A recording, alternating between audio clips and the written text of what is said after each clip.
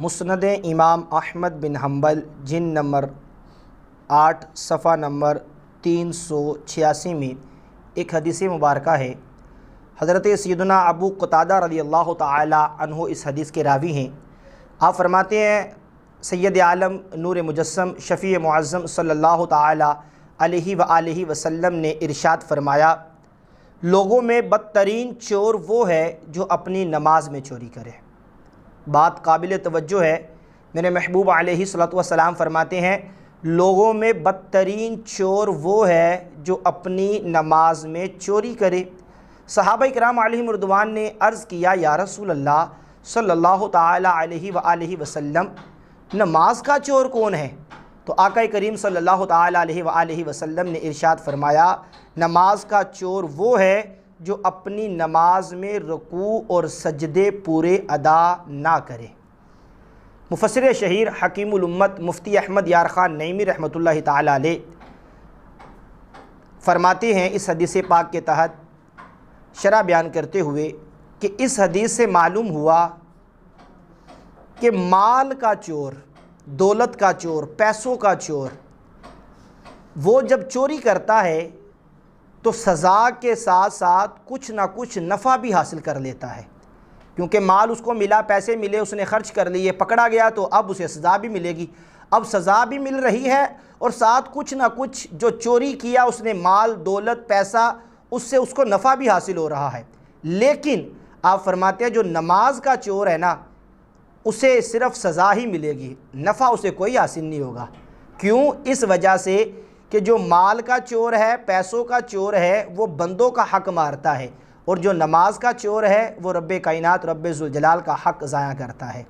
یہ ان لوگوں کا حال ہے جو نماز تو پڑھتے ہیں لیکن ناقص انداز میں، رکوع اور سجود پورے ادا نہیں کرتے، نماز سیکھ کر ادا نہیں کرتے، یہ ان لوگوں کا حال ہے۔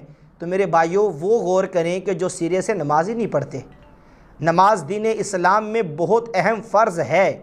قرآن مجید فرقان حمید میں جگہ بجا نماز کے بارے میں حکم دیا گیا ہے، اور نماز کے متعلق ارشاد فرمایا گیا ہے کہ نماز ادا کرو، نماز ادا کرو، اور آقا کریم صلی اللہ تعالی علیہ وآلہ وسلم کے طریقہ کار پہ نماز ادا کرنی ہے۔ جس طرح مصطفیٰ کریم صلی اللہ تعالی علیہ وآلہ وسلم نے سکھایا اس انداز سے نماز ادا کرنی ہے۔ ہم غور کریں کہ یہاں میرے محبوب نے فرمایا ہے، مسند امام احمد بن حنبل کی یہ حدیث آپ کے سامنے پیش کی، فرمایا لوگوں میں بدترین چور وہ جو اپنی نماز میں چوری کرے۔ اب ہم غور کریں، ہم نماز ادا کرتے ہیں، ہمیں 20 سال ہو گئے، 50 سال ہو گئے، 60 سال ہو گئے نماز پڑھ رہے ہیں، آیا کہ ہم سنت مصطفیٰ کے مطابق نماز ادا کر رہے ہیں؟ نہیں کر رہے۔ طریقہ مصطفیٰ کے مطابق نماز ادا کر رہے ہیں یا نہیں کر رہے؟ اسی ضمن میں ایک اور روایت آپ کے سامنے پیش کرتا ہوں کہ جو لوگ یہ کہتے ہیں، عموماً کسی کو سمجھایا جائے نا تو وہ آگے سے یہ دلیل دیتے ہیں کہ جی ہم تو 80 سال سے اسی طرح عمل کرتے آ رہے ہیں، آپ لوگ نئے آئے ہیں، آپ لوگوں نے اپنا ہی مسئلہ نکالنی ہے، آپ الگ ہی ہمیں سمجھا رہے ہیں۔ ایسے کیسے ہو سکتا ہے؟ نماز تو اللہ کی پڑھنی ہے، اللہ قبول فرمانے والا ہے۔ تو حضرت سیدنا امام بخاری رحمۃ اللہ تعالی علیہ، آپ نے بخاری شریف کی کتاب لکھی جو قرآن مجید فرقان حمید کے بعد سب سے اصح ترین کتاب ہے۔ آپ رحمۃ اللہ تعالی علیہ فرماتے ہیں کہ حضرت حذیفہ بن یمان رضی اللہ تعالی عنہ نے ایک شخص کو دیکھا جو نماز پڑھ رہا تھا اور رکوع اور سجدے پورے ادا نہیں کر رہا تھا۔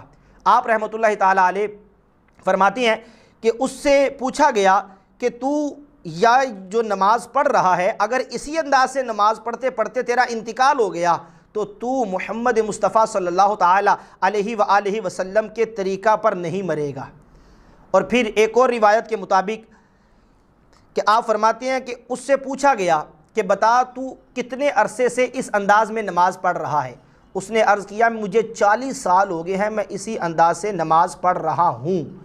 تو آپ رحمۃ اللہ تعالیٰ علیہ فرمانے لگے 40 سال سے تو نے نماز ہی نہیں پڑھی، اور اگر اسی حالت پہ مر گیا تو دین محمد صلی اللہ تعالیٰ علیہ وآلہ وسلم پہ نہیں مرے گا۔